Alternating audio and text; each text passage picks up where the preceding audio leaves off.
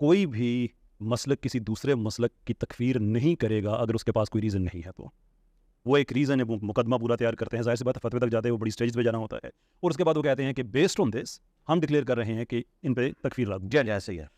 اگر آپ بھی اس سسٹم کو ٹھیک سمجھتے ہیں, اگر آپ یہ سمجھتے ہیں کہ گستاخیاں واقع ہوئی ہیں, اور پھر آپ یہ کہتے ہیں کہ ان گستاخیوں کے سمیت ہم یہ سمجھتے ہیں کہ سارے کے سارے مسلمان ہیں, تو ڈونٹ یو تھنک کہ میسج آپ بھی آدھا ہی دے رہے ہیں کہ اگر کسی نے کفر کیا ہے تو پھر کفر کیا ہے, اگر نہیں کیا ہے تو پھر نہیں کیا ہے. بالکل. آپ کس بیس پہ کہتے ہیں کہ یہ سارے ایک دوسرے کو جو کافر کہہ رہی ہے ٹھیک کہہ رہے ہیں, لیکن میں نے کافر نہیں کہوں گا, ایک دوسرے کو ٹھیک کہہ رہے ہیں. نہیں, میں یہ نہیں کہتا ایک دوسرے کو ٹھیک کہہ رہے ہیں, میں یہ کہتا ہوں کہ یہ ایک دوسرے کو کہہ رہے ہیں آپ نے یہ کام نہیں کرنا, اور جہاں پہ ہمیں اختلاف ہے ہم گستاخانہ عبارتوں کے اوپر فتویٰ لگاتے ہیں کہ یہ عبارت کفری ہے. اب مجھے بتائیں کون مسلمان ہے جو چشتی رسول اللہ یا اشرف علی تھانوی رسول اللہ کو اسلام کہہ دے گا؟ کفری کہیں گے.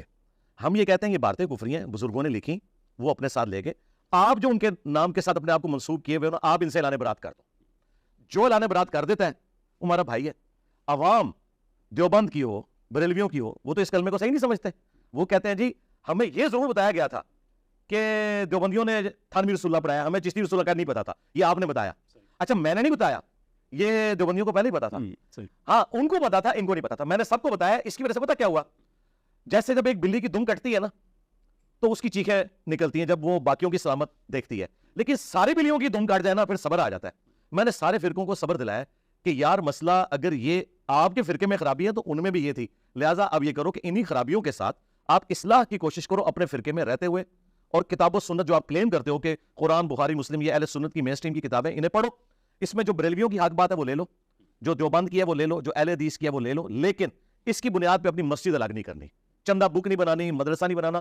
انہی کے ساتھ رہنا ہے. آہستہ آہستہ ساتھ رہنے سے ان میں تبدیلی آئے گی. یہ پیغمبرانہ طریقہ یہی ہے نا, نبی علیہ السلام کوئی مشرکین عرب کو چھوڑ کے تو نہیں چلے گئے. آپ نے آہستہ آہستہ انہیں بتایا کہ تم ابراہیمی ہو, لیکن دین ابراہیمی یہ تھا.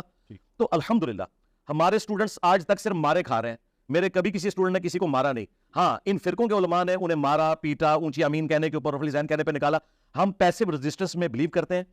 آپ کوئی ایک واقعہ رپورٹ نہیں کر سکتے کبھی ہم نے ایکٹیو ریزسٹنس کی ہو, کبھی میرے پہ ایف آئی آر کٹی یا مرڈر اٹیمپٹ ہوئی اور کبھی روڈ بلاک ہو گئی ہو, ایسا کبھی نہیں ہوا. حالانکہ آپ نے یہاں رش دیکھ لیا ہے. میں تو لوگوں کو کہتا ہوں کہ آپ نے نہیں آنا, لوگ پہلی دفعہ آتے ہیں تو یہاں ہمارے لیے جگہ کم پڑ گئی ہے. تو یہ وہ فرق ہے.